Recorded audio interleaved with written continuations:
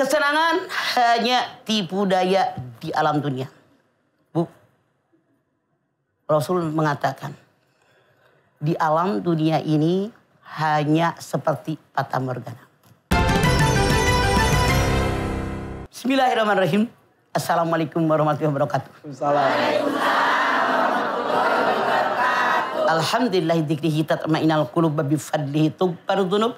Asyhadu an la ilaha illallah al-khaliqul ma'bud wa asyhadu anna Muhammadar Rasulullah shadiqul mau'ud. Wassalawatullahi wassalamuhu ala sayyidina Muhammad wa ala alihi wa ashabihi wa ahli taqwa wa ma'rifatihi wa man tabi'ahum bisain ila yaumidin.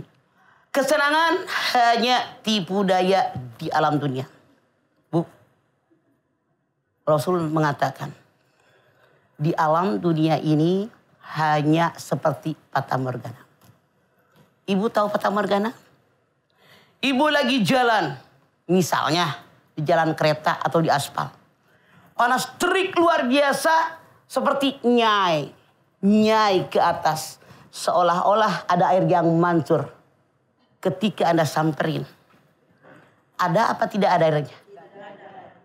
Inilah yang disebut fata morgana. Hanya angan-angan. I'lamu annamal hayatad dunya la'ibun wa lahun wa zinatun wa tafahurun bainakum bil amwali wal aulad. Ketahuilah oleh kalian bahwa kehidupan di alam dunia hanya permainan, hanya fata morgana, hanya halusinasi.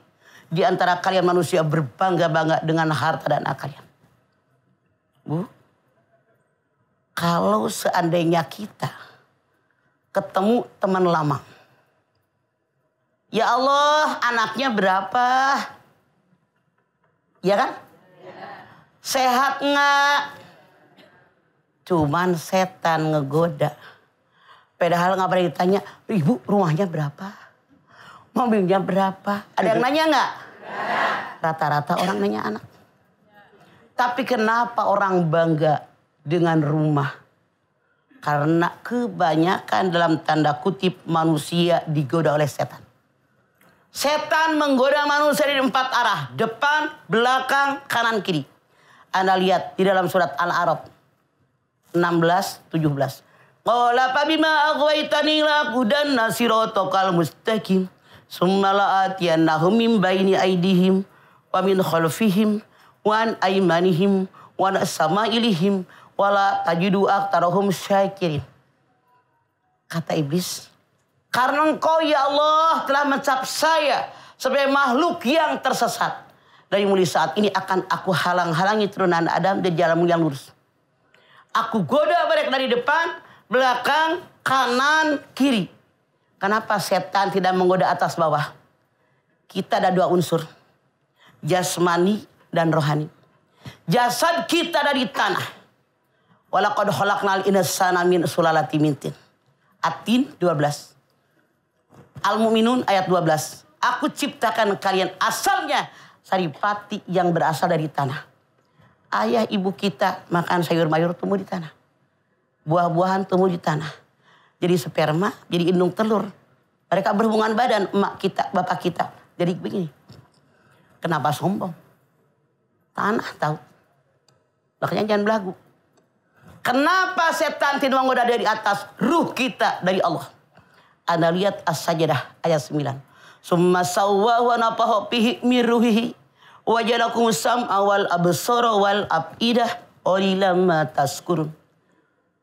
Setelah janin disempurnakan, dikasih mata, dikasih telinga, dikasih hati, ditiupkan ruh.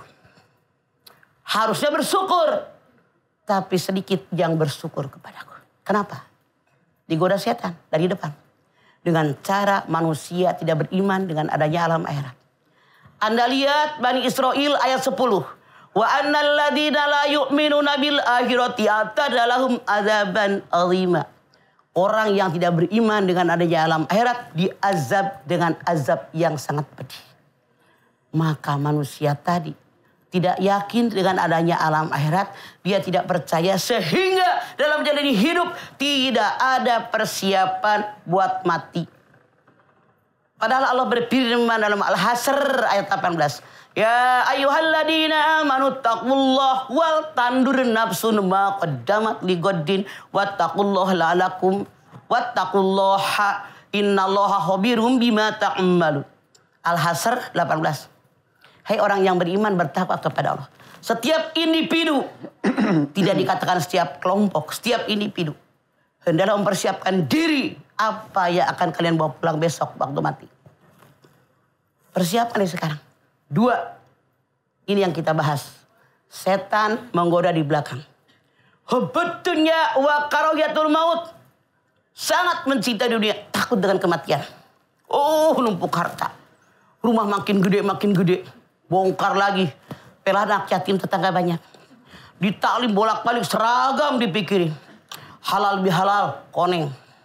Tahun baru, biru. Muludan, hejo. Ayo, asal kami dipikirin. Otak nggak dipikirin. Itu setan. Yang enak mah tukang seragam. Jangan bercanda, ini Quran. Anda lihat Al-Baqarah 96. Wala tajidannahum marasan nasi ala hayat wa minal ladina asraku yawadduhum law yu'ammaru ala fasana wa ma huwa bimuzahzihi minal adzabi ayu ammar wallahu basirum bima ya'malun. Pasti kalimat taukid, kalian akan bertemu dengan manusia-manusia yang rakus dengan dunia, lebih rakus dari orang kafir, sampai mereka mohon kepada Allah, berikan aku umur 1000 tahun lagi. Anda lihat Hairil Anwar membuat syairnya dari ayat ini. Berikan aku umur 1000 tahun lagi. Boro-boro 1000 tahun, Bu. 74. Lutut gue udah pada sakit dulu. Kalau nanjak dipegangin. Krek-krek. Apalagi 1000 tahun. Bener. Orang yang rakus dunia, Bu. 1000 tahun. Tabarakallah. Saya gak ngebayangin udah jadi mumi kali. Berikan aku umur 1000 tahun lagi. Dunia dipikirin. Ya Allah, bukan mikirin akhirat. Ini setan menggoda di belakang. Hayo mikirin. Udah tua, baju dipikirin. Makanan dipikirin. Mikir enggak kalau mati bawa apa? Bukankah tiap hari tetangga, saudara, keluarga kita, teman kita banyak yang mati? Itu contoh. Tapi kenapa kita tidak memikirkan apa yang kita bawa pulang besok? Dunia mulu dipikirin. Masya Allah, ini salah. Al-malu wal banuna zinatul hayatid dunya wal baqiyatus sholihatun khairun inda rabbik tsawaban wa khairun amala. Al-Kahfi 46. Harta kekayaan, anak turunan hanya perhiasan hidup dalam dunia. Amal yang baik, yang kekal abadi, harapan di masa yang akan datang. Tuh, ibu punya harta, dibawa mati nggak? Ibu punya anak, dibawa mati nggak? Anda lihat As-Su'ara 88-89. Yaumal la yanfa'u malun wala banun illa man atallah biqalbin salim. Akan datang suatu hari di mana harta kekayaan, anak cucu turunan gak ada gunanya sama sekali. Kecuali orang yang datang menghadap kepada Allah dengan hati yang selamat.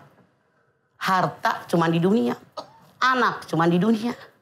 Minta bisa diantar kemana-mana, bantuin kerja. Mati. Lana a'maluna walakum a'malukum. Amalan lu ya buat lu, amalan gua ya buat gua. Begitu dunia. Makanya kita kayak nanti lebaran pada mudik bawa oleh-oleh. Iya. Lah mudik sebetulnya kembali ke Allah. Kembali masa gak bawa apa-apa ya Maya? Iya makanya gak usah jauh. Itu yang namanya orang Padang, ada mudik bersama. Puluhan mobil datang. Mereka bawa oleh-oleh. Tetangga dibagi. Akhirnya diundang makan. Pulang sama tetangga dibawain oleh-oleh buat ke Jakarta. Karena apa? Pulangnya bawa oleh-oleh. Kalau Anda pulang kagak bawa mobil, kagak bawa oleh-oleh, kira-kira tetangga nyungguhin makan ente. Pulang dibawain oleh-oleh ente. Enggak ada doang. Mikir bawa oleh-oleh. Iya. Makanya pulang ketika dipanggil oleh Allah, oleh-olehnya pahala kita yang dikumpulkan. Iya, makanya ibu punya umur panjang, punya kesehatan, punya harta kekayaan, punya ilmu pengetahuan, punya pangkat jabatan, semua dipakai di jalan yang Allah ridho. Itulah bekal kita di masa yang akan datang. Oke.